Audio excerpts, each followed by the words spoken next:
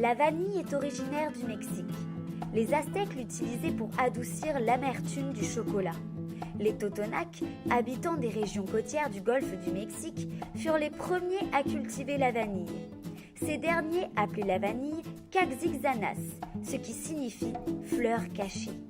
Les Totonacs gardèrent le monopole de la culture de la vanille jusqu'au XIXe siècle et les Européens n'arrivaient pas à percer le secret pour cultiver cette orchidée. Louis XIV, le roi Soleil, s'éprit de la saveur de cette épice et souhaita la cultiver sur l'île Bourbon à La Réunion. Mais toutes les tentatives échouèrent, car personne ne savait comment féconder la vanille en dehors de son aire d'origine. Les Européens ignoraient que c'était l'abeille mexicaine Melipona qui était responsable de la pollinisation. Il fallut attendre 1850 pour qu'un esclave réunionnais, Edmund, découvre un moyen de polliniser la fleur manuellement. En guise de remerciement, le jeune homme fut affranchi. Il prit d'ailleurs pour nom de liberté Albius, en référence à la couleur blanche de l'orchidée. La culture de la vanille fut ensuite introduite vers 1880 sur l'île de Nosy Be à Madagascar.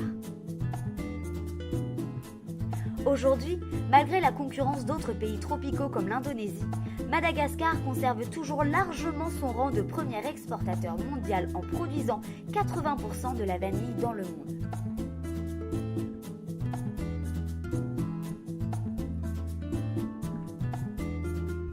Madagascar compte une production de 800 tonnes et l'Indonésie comptabilise une production de 150 tonnes par an, assurant ainsi l'essentiel de l'approvisionnement mondial en vanille.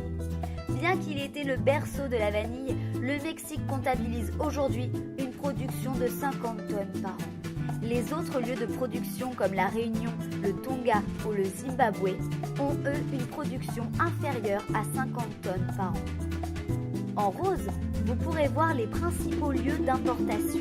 Tout d'abord les États-Unis, ensuite la France, puis vient l'Allemagne, le Japon et pour finir le Canada. Les États-Unis, la France et l'Allemagne sont les trois principaux importateurs de vanille au monde. Ils représentent à eux trois environ 80% du commerce mondial de vanille. Aujourd'hui, la vanilline de synthèse a pris beaucoup de place dans l'alimentation et dans l'industrie.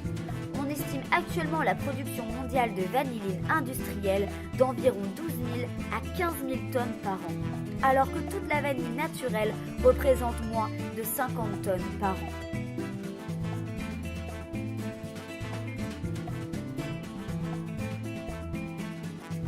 Vous avez envie de découvrir d'autres trésors du Mexique?